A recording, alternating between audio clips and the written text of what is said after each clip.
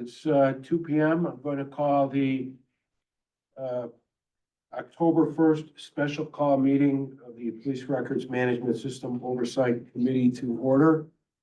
A physical quorum of the members is physically present, and I will entertain a motion to permit those members not physically present due to personal illness or disability, employment purposes, or for the business of the board, or family or other emergency, to participate by video or teleconference. Do I have a motion and a second? So moved.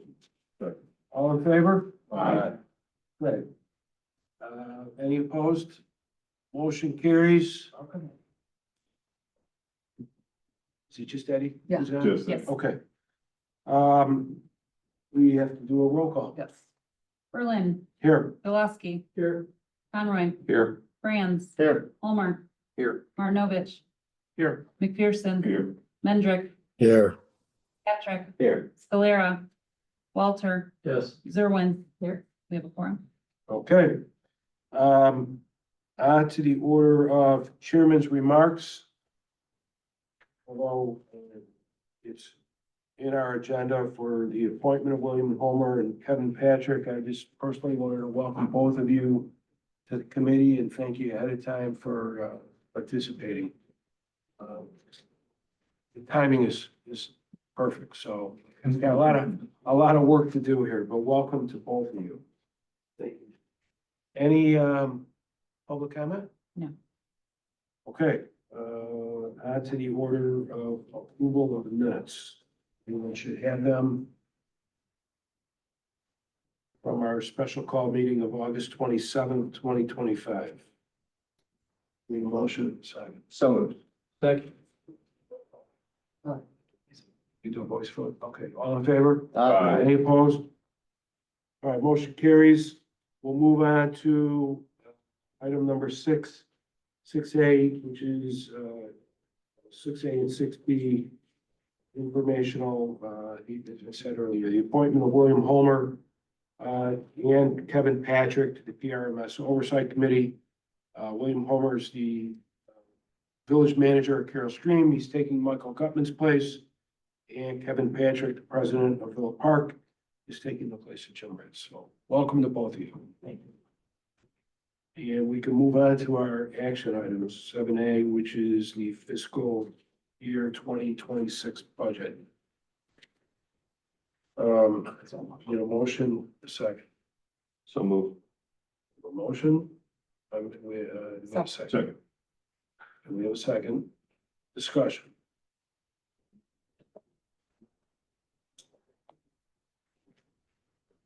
Any explanation, questions about the budget?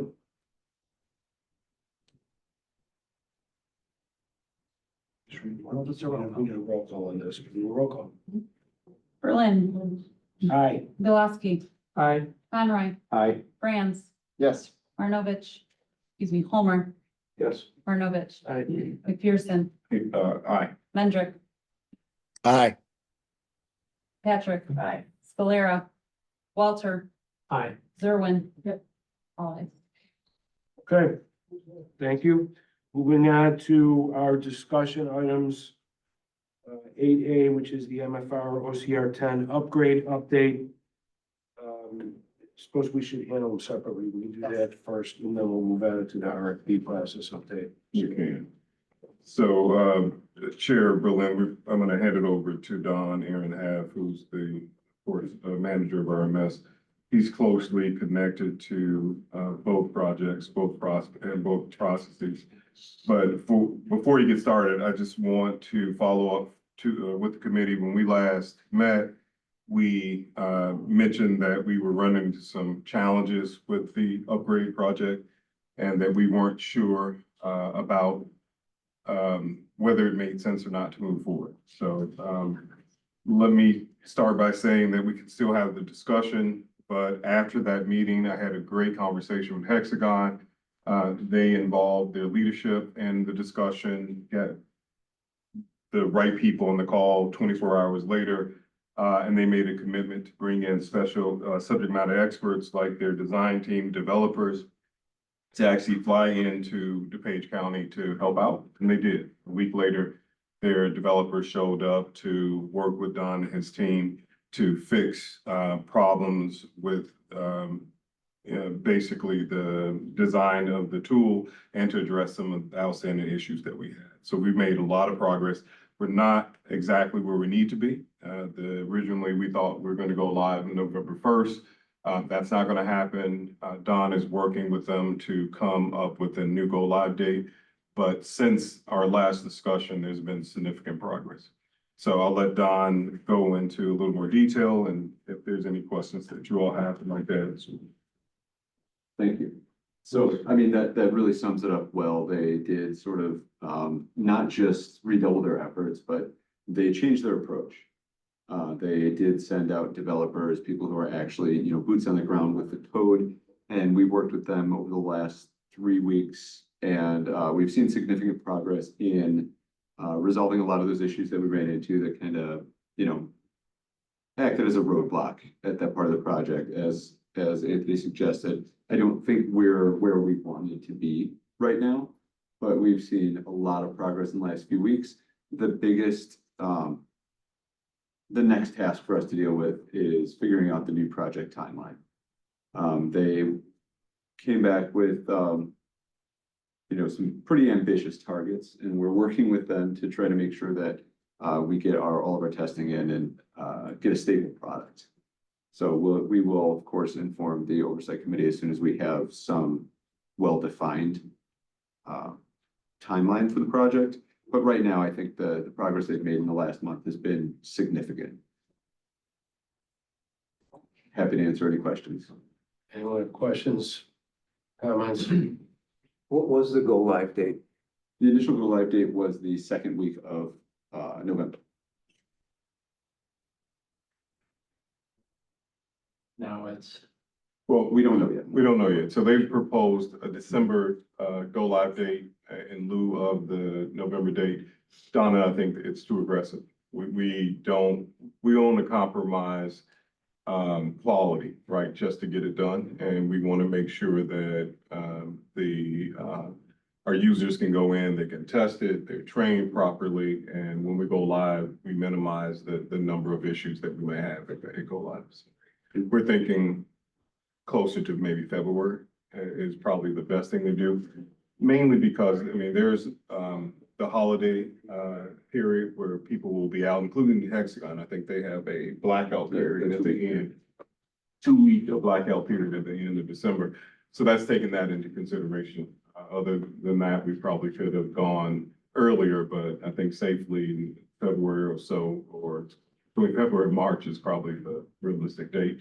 But Don's working, let me just say this, I'm giving that date, but Don is working very closely with them to see where in the implementation plan we can double up or, we can move some things along faster to see if we can get to a faster go line. A sooner go line. Yes. Has the, I forget me, I forget all the different committees though, but the working committee, have they seen this? Are they, sharing in your belief that they do have some of the answers here? I feel like we gotta make sure we're walking with them to the finish line there. So we do have user work groups, I assume. They've been working with us through this project. The project failure that we ran into a few months ago was Hexagon put a product in front of them that wasn't ready for them to see. Yeah. And the response to that was a lot more, I think, damaging to that flow than we had hoped it would be. Okay. So we're very adamant right now that we have a well-tested product before it gets in front of them. They're still, actually, we have them on site today, finishing up some of those issues. We want to put it through its paces first. Okay. What we don't want to do is we don't want to waste the user's time. We don't want to take sworn officers out at the field, put them in a room and have them interact with a product that doesn't do what it's supposed to do. So Maybe that January would be when we do that before we go live in February or March. Correct. absolutely. I mean, there will be phases. And to answer your question directly, no, they haven't seen it yet. But we want to make sure that we're sort of gatekeeping on the product. So it's gonna be a couple weeks before we put anything in front of any of the users. Other questions, comments? Yes, I. one other Yes, one, just please. from so this has been a delay. It's been on their side. Have we started to, I know the critical thing is making sure this product works, but is there some contract negotiation that needs to happen because they dropped the ball and caused these delays? How are we holding these guys accountable? Because obviously you guys are wasting your time as well with some of this. Yeah, from a contract standpoint, the answer is no. We don't have any way to, at this point, to push back and have those discussions. In most implementations, you have a little bit of leeway. They don't always go live the date of, so you have 30, 60, 90 days to kind of fix things and secure things. That's what we're doing right now. I think if we get to a point where we get closer to December and January and they push back and say, no, it's gonna be another 3 or 6 months, then you have those If they conversations. didn't provide their design team to help, then we could have probably had more to. Correct, yeah. So, we're holding them accountable by pushing back. And initially during my initial conversation with them, we talked about pulling out and them giving us credit back. Yeah. So they put that on hold, asked if they could remedy the situation by sending in their developers and some other key people. And that's what we're working on right now. So, Thank you.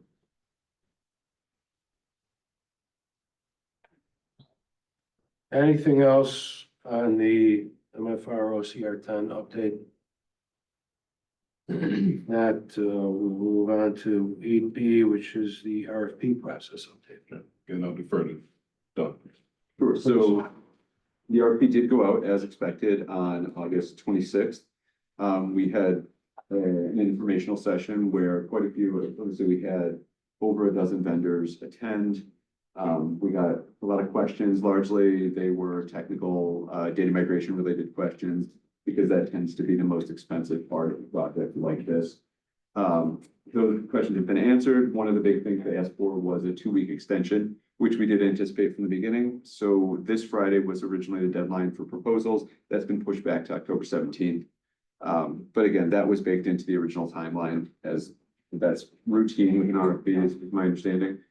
So right now, we're just awaiting proposals.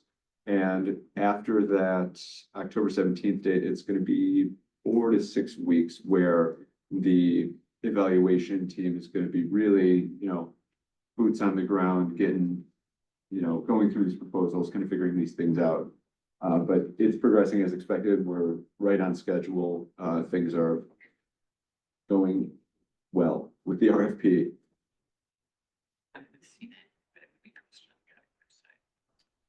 Still have no idea or prediction as to how many proposals we're going to receive. No, those go straight to procurement and they kind of release them to us at once it's all over. So we really don't know what's going on in terms of, who's putting in proposals. We did have an initial list of slightly over 20, but like I said, the informational session had 12 or 13 vendors pending. So that's a ballpark of what we should expect. I think the list, the original list of 20 had all of the big name players that we would expect to respond, which is a good sign. Hexagon being one of them? Hexagon being one of them. That's a good sign. So, get their act together. That's all. I can answer any questions. So January 1st, basically that 6 weeks. Am I doing the math right? In January. Yeah, so the anticipated sort of recommendation date or when we should be done would be probably the first week of February. Right. Now comes us. It will. Yes. We're The going last to stop present of to the process. that's right. We're going to present to the committee the recommendation of the evaluation committee and then let you make the decision on which option we. Then the ETSP has nothing to do with that, right? Because the cat's out of it. No. Yeah. I'm Well, sorry, that's shouldn't have fine. said it that way. Yeah, No, we're not part of the process. Okay. We may, if there's an interface issue, there may be a conversation, but Okay. Who's the evaluation committee, I might ask? Yeah, it's good to update these guys on that too. Yeah. So it's a combination of the DuPage County IT department plus agencies. We had 13 volunteers, I think. I believe so. Yeah, he's gonna look up the list for you, but relatively, roughly 13 volunteers from agencies across DuPage County, so. And it's a good combination of both officers who will use it in the car and the records managers. There's a couple records. So, and that's what we wanted. We wanted, from an IT perspective, tech people, and then people who actually use the product. So that, We do have at least one detective sergeant on there. We have some deputy chiefs. You know, it's a diverse group in terms of how they interface with the product. yeah, I think the sheriff's office, who's our biggest user, is also, Yes. yep, which was important to us this time as well. They're the biggest users, so we thought they should have someone on the committee being part of the process. Mr. Chair, kind of related to that, but since we got two new members here too, is there, like, can we get a little informational? Maybe all of us could use it on, you know, that piece plus who we all are, a little background on what created this, the intergovernmental agreement. Is there like a little kind of onboarding packet that we can provide the two new members, give these guys a fighting chance to know what the hell we're doing? It's not a bad idea. We can pull something together, to give them the background of the original 34 agencies. Linda can probably tell the story better Yeah. than most. But, we're now down to 31 agencies. We have 3 agencies, one that left, Addison about a year ago. And then 2, leaving this year, Oak Brook and, Downers Grove. So we'll be down to 31. We are one of the largest consortiums in the United States, police agencies. One of their largest installments. The other details I can pull together from the IGA, what's expected, but I think the gist of it is that the strength is with the consortium and the agency's ability to share police data across, right? The different agencies when they need it. So either real time, or if they do investigations, or if they need to do projections, they can pull that data together, talk to one another. They have quick access is the heart of what we do. But I think that's a good idea. Maybe we should do a write-up so that you have Just a the little background. bit. Yeah, it doesn't have to be, you know, If I can too, we can send you like the bylaws and like who makes up this committee and how it operates. We can send that to both. I was gonna ask Mark, since he asked for it, now yes, it's really. you don't want to ask me. That's the problem. I'm gonna give you the wrong information. It'd be good for all of us to have it. Yeah. I actually like the idea because there's a lot of There is. history, and even in the past couple of years that I've been part of it, we've done a lot and there's been a lot of changes. Be good for you two to know that. And now we have- understand kind of where we are today and what we're trying to achieve. We've got a budget approved. That could be a piece of it now Yeah. too. One thing really quick that we always kind of joke about, but we always need a quorum of 9 in the room, so that's kind of why we're all. So if you can't attend, we really need to know in advance. The meeting invites go out with the Zoom. That's if you can't make it. But you gotta Right, make that's sure what, that we you need can- 9 in the room. I mean, Right. I if we made have that 9 in the mistake room, we last can month. allow people to attend remotely, but just a heads up because we've had some. We've We got don't need close. name names. There's no need names. I did. Okay, anything else in the RFP? Move on to any old business? Old business? New business? New business, we did receive, we can pass it out, official notice from Downers Grove of their termination of the IGA, effective April 30th, 2026. This was dated September 29th this year. Thank you. Thanks.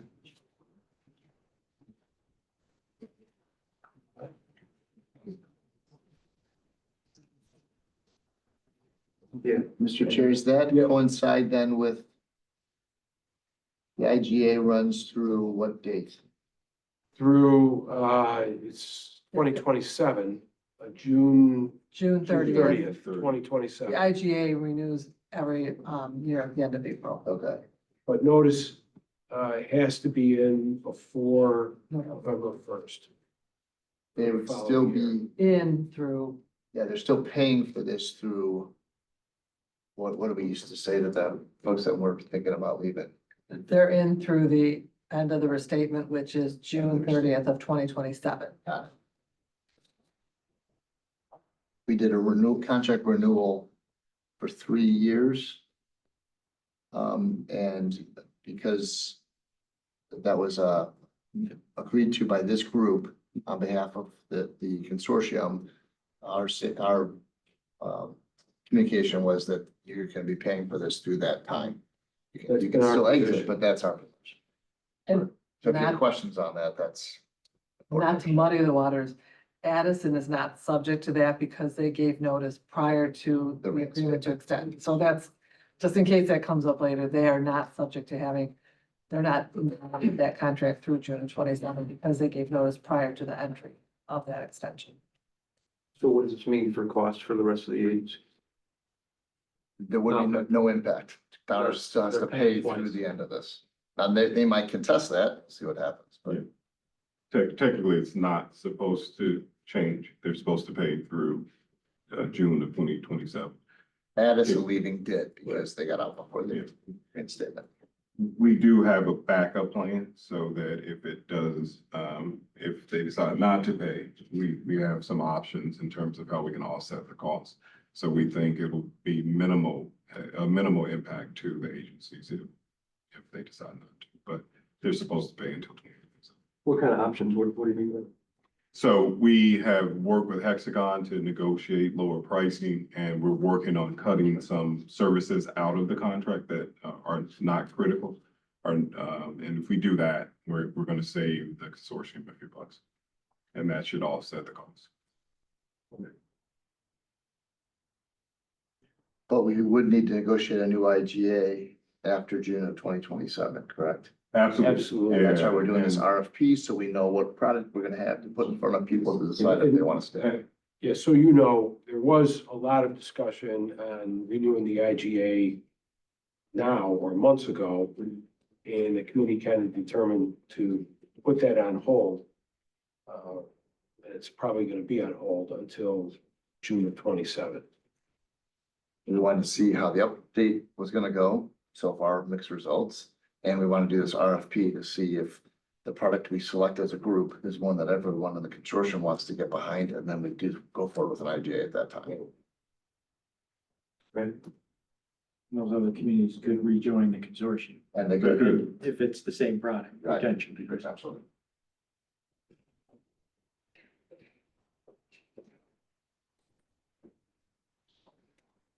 Yeah. All right, any other new business? Adjourn.